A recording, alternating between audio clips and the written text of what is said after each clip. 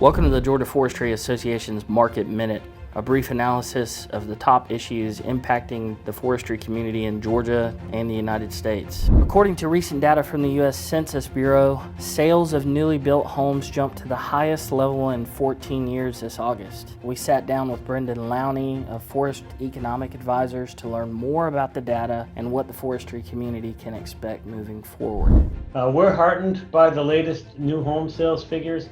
If we look at the average of the last 6 months, we map that using a few basic assumptions about owner-built homes and homes that have started and not completed. That maps to about 1.5 million housing starts, and that's where we think we're going to be for a while. We estimate the underlying demand for housing based on demographic factors is about 1.5 million starts. And if we look at near-term indicators, they're pointing to continued strong markets. Existing homes for sale is at 3.1 months supply. New home sales are at 3.3. Both of those are at long-term lows. We know that our housing stock is old. The median age of an owner-occupied house is 42 years old. We know that our housing stock is too small. According to our calculations, we're underbuilt by about 3 to 4 million units.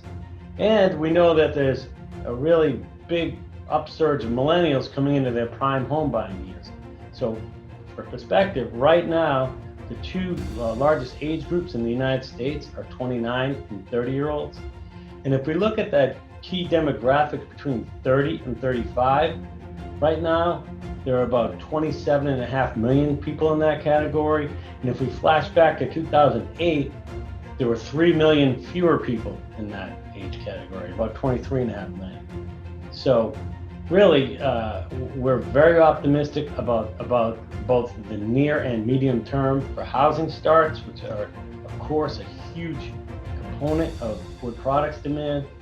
And we think that people in this industry should be heartened by that fact. The big wild card, of course, is will there be a double dip recession? We don't think there will be, but that is our biggest fear going forward. The Ray C. Anderson Foundation recently launched a website for Drawdown Georgia, a statewide climate initiative supported by the University of Georgia, Georgia Tech, and Emory University. The project is focused on identifying and vetting the top solutions for climate change that leverage Georgia's unique economic, social, and natural resources. We caught up with John Lanier, Executive Director of the Ray C. Anderson Foundation, who said that forestry and forest products could play an important role in the movement. One of our foundation's key initiatives is the launching of an initiative called Drawdown Georgia. We have funded university researchers from across the state of Georgia to look at the solutions that we already have in our state to respond to the challenge of global warming. And what has risen to the top of the list in their research is the tremendous impact that comes from working forests. Here in Georgia, our forest land is already doing so much to help pull carbon out of the atmosphere, as well as provide the oxygen we need to breathe, the clean water we need to drink. And it's people like you that help make that happen.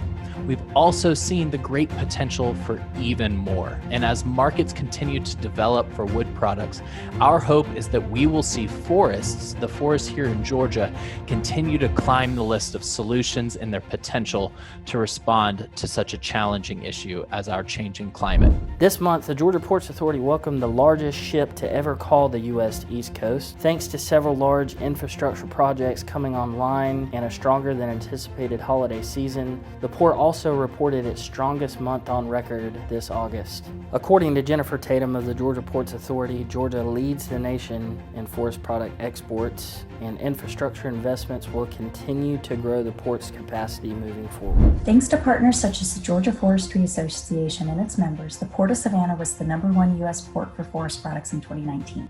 Nearly 600,000 20-foot equivalent container units, or roughly 300,000 container truckloads of forest products, were handled through our Garden City terminal in Savannah. Lined up end-to-end, this would reach from Savannah to California. Georgia Ports also handles wood pulp, linerboard, lumber, and wood pellets at our non-container facilities in Savannah and Brunswick. Long-term planning and continued investments such as the Savannah Harbor Expansion Project which will deepen the inner channel to 47 feet upon completion in late 2021, and the Mega Rail project that's now 50% operational and will double Savannah's rail lift capacity to 1 million containers per year to be the largest on-dock intermodal facility of any port in North America, have allowed us to weather the recent volatility and strongly position us for future growth. That's all for this week's Market Minute. Follow us on social or become a GFA member today to stay up to date on all the news, policy, and research that are adding value to your forestry investment every day.